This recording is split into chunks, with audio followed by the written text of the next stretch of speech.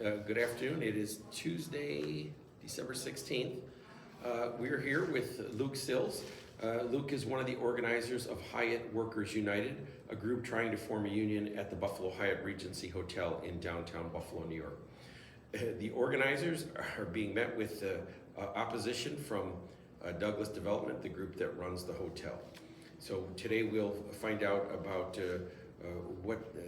what a labor organizer goes through in today's workplace. So welcome to Winkosh, Luke. Can you just tell us a little bit about yourself? Yeah, so I'm Luke. I have been working at the Hyatt for 2.5 years. I recently got fired. I actually got fired this past August. While I was working there, I was at the front desk. I was a front desk agent, and then I became a front desk supervisor. And at one time, I was actually the employee of the year for the Hyatt. But I'm also not from Buffalo. That's just a fun fact about me. I'm actually from Kentucky. So I don't really have, like, personally much of a background with unions. This is more something just sort of coming up to Buffalo, seeing the excitement around like Starbucks and the possibility that we might organize at the Hyatt too. It's sort of my first encounter with unions. Okay, well, thank you. And why are you fighting for a union? What precipitated the fight? Yeah, so there's a lot of reasons.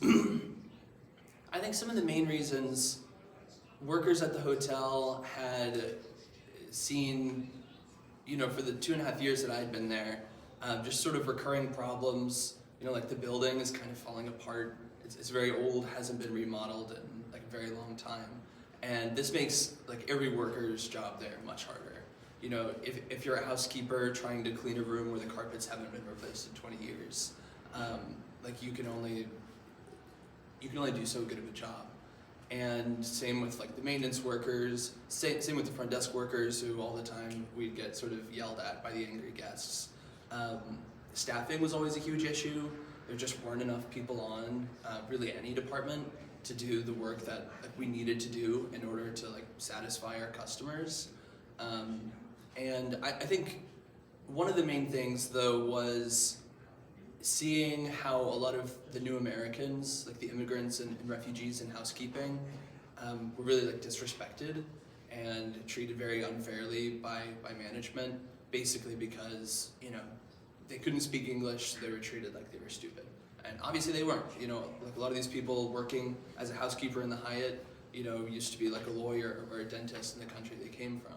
But management treated them like they're stupid because they didn't have a lot of great English skills. You mentioned you were Employee of the Year, so can you tell us how the trajectory of being a very valued employee to one that they let go, how did that go? Yeah, it's very easy. You just have to organize a union, and they turn on you real quick. But no, I was Employee of the Year the first year that I started there. I just think my managers liked me, and that was one of the reasons why I came public as one of the leaders for the organizing effort. I figured I would be someone that would be harder to retaliate against if that's something that they were thinking about doing. And I think a naive part of me hoped that maybe if they heard the letter, because we announced our campaign by sending in a letter to the general manager in Douglas Jamal, and maybe if the letter came from me, they would, not see it as much of an attack and try to listen to our concerns, but that wasn't the case. They immediately after we announced, they pulled me into this hour-long basically interrogation session where the general manager and the HR director accused me of being ungrateful, told me that I was going to regret getting involved in this, that I was going to learn a lesson about unions, just very obvious threatening stuff. Mm-hmm. But seeing what they did to my coworkers at the time, our campaign started over 1.5 years ago, and they fired a number of workers at the time.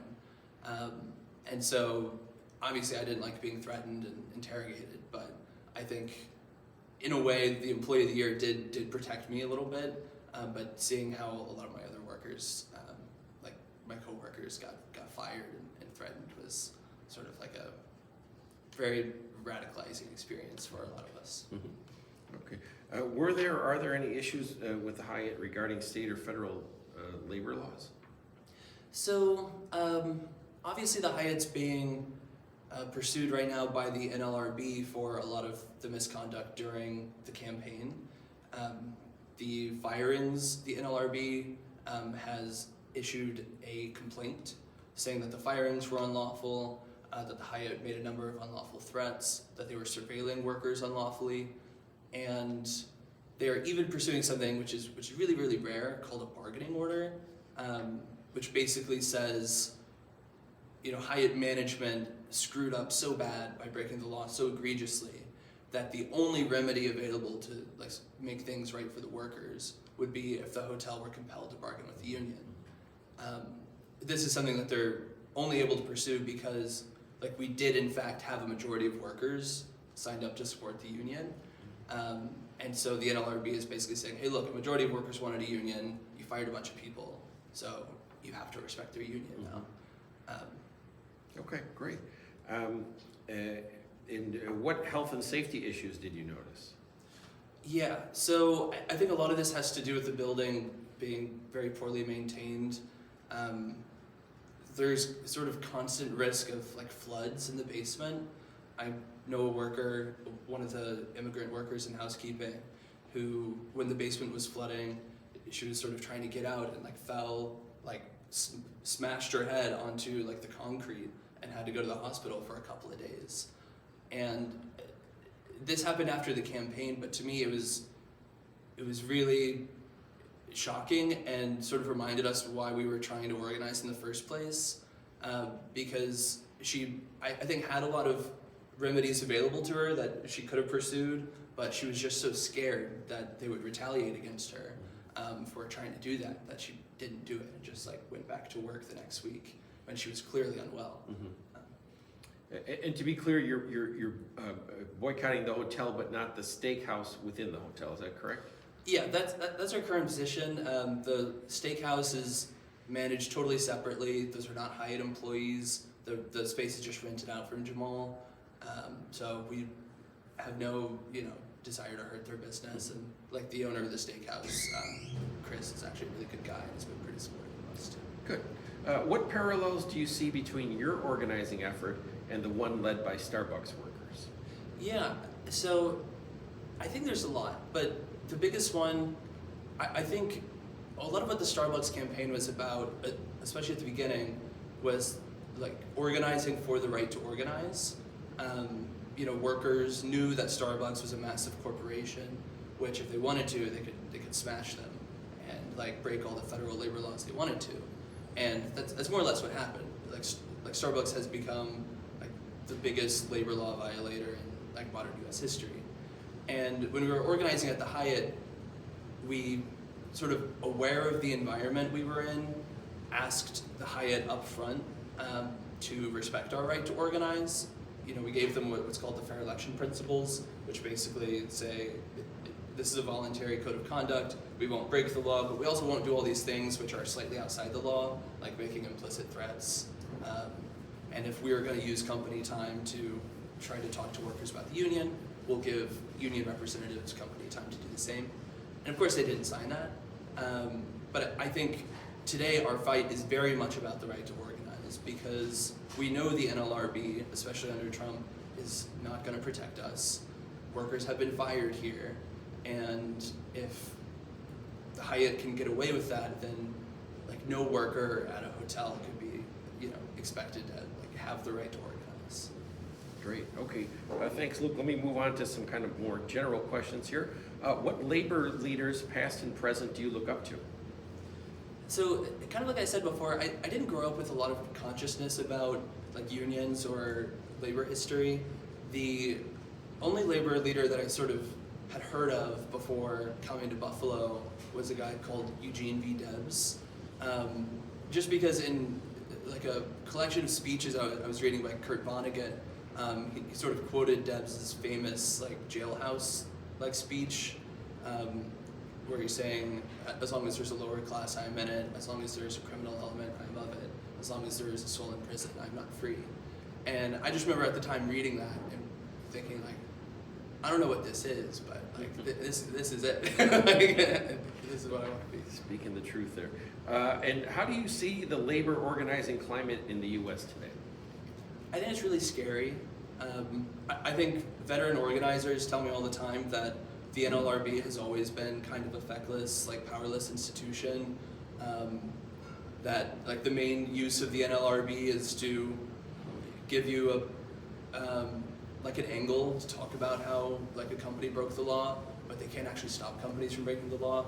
And I think this is just more and more true in the Trump administration, where I just have to imagine that a lot of businesses are thinking the same way that Douglas Jamal is, which is that, hey, maybe I will lose my case at the regional level, but I can always appeal it up to the Washington board, and they're going to give me like an easy deal.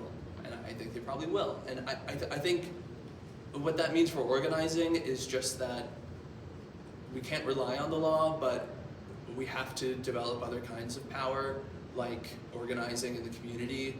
You know, that's why we launched the boycott, is because we know that the Hyatt cares about money, and even if the law won't compel them to recognize the union, we think that political pressure, you know, from the mayor, from the governor, from the city council, and also pressure from organizations that might typically book events there, I think that could bring them to the table. Great. Let's finish with a little bit of reflection. What life lessons did you take away from the union organizing drive? That's a funny question, because when I sort of came public with the union, Steve, the general manager, told me I was going to learn a lesson from all this, and maybe that's true. I think now that we spend a lot of time on social media for spreading like the news of the boycott to like a wider audience, I get all these comments on these posts that say things like, just go get a different job, which maybe is good advice if you think a certain way, but I think the point of what we were trying to do, like the point of organizing and the lesson of organizing, is that it's not just about you. And if it were just about you, you wouldn't do it. You know, like you would go get a different job, or you would suck up to your boss more. You know, but it's about fighting for the people who might not stick up for themselves, and it's about fighting for people that you might not know. You know, like we won't stay at this job forever, surely. Like many of us will get other jobs eventually, but we'll leave behind like an organization that's able to fight for people, and I think that's just a more important use of your time than getting a better paying job somewhere. Great, thank you. And how can people who want to support your work, how can they find you? Yeah, you can go to Instagram or TikTok, follow Hyatt Workers United. We post there all the time. And you can also find us in front of the Hyatt Regency Buffalo on the picket line. So, Thank you, Luke. yeah, thank you so much.